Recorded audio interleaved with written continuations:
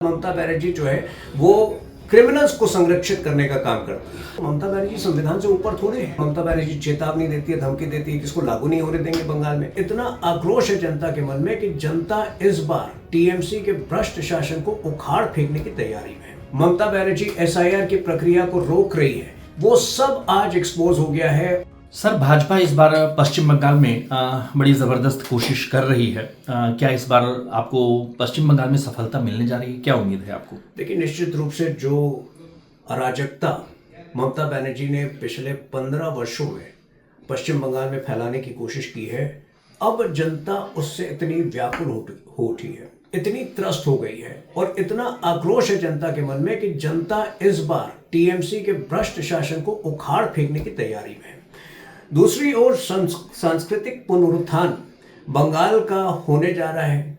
जिस प्रकार से हर हिंदू पर्व के पहले ममता बनर्जी के प्रशासन जो है कोई ना कोई तरीके से बाधित करता था पर्व त्योहार को, अब जनता उससे भी उतनी ही आक्रोशित है। जो डेमोग्राफी वॉर बंगाल में चल रहा है पिछले कई वर्षों से, जिसके कारण ममता बनर्जी एसआईआर की प्रक्रिया को रोक रही है, वो सब आज एक्सपोज हो गया है और ये आपको आने वाले दिनों में पश्चिम बंगाल के परिणाम में पता चलेगा। ये सबसे प्रमुख मुद्दा जिसको बीजेपी उठा सकती है, किन मुद्दों पर आप फोकस कर रहे हैं? आपने डेमोग्राफी चेंज वाला, डेमोग्राफी वॉर है, करप्शन है, भ्रष्टाचार तो एक बहुत बड़ा विषय है। कोल स्कैम के साथ साथ जो ईडी की जो कार्रवाई हुई है पिछले सप्ताह, जिससे ऐसे संकेत मिल रहे हैं कि कोल स्कैम में जो पैसा लगा था, मनी लॉन्ड्रिंग से नेटवर्क सक्रिय थी, वही मनी लॉन्ड्रिंग नेटवर्क ने आईपैक की भी फंडिंग की है। बहुत बड़ा आरोप है।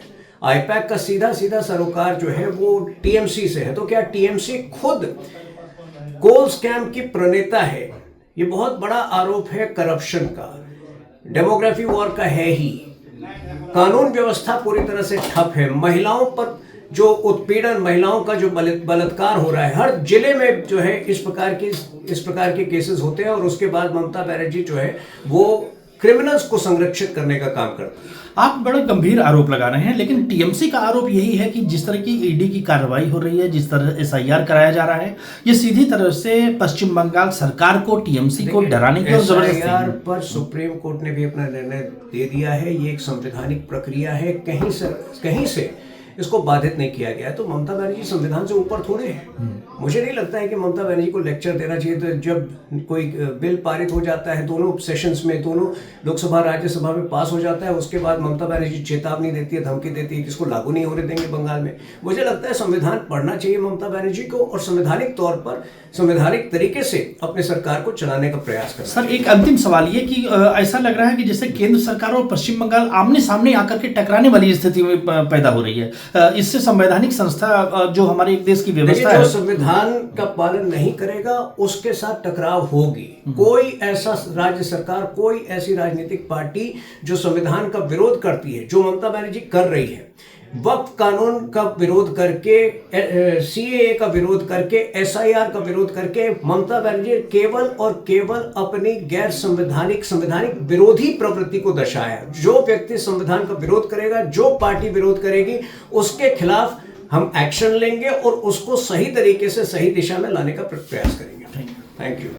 अगर आप ये वीडियो YouTube पर देख रहे हैं तो हमारे चैनल को सब्सक्राइब कर बेल आइकन दबाएं और Facebook पर देख रहे हैं तो हमारे पेज को लाइक करें।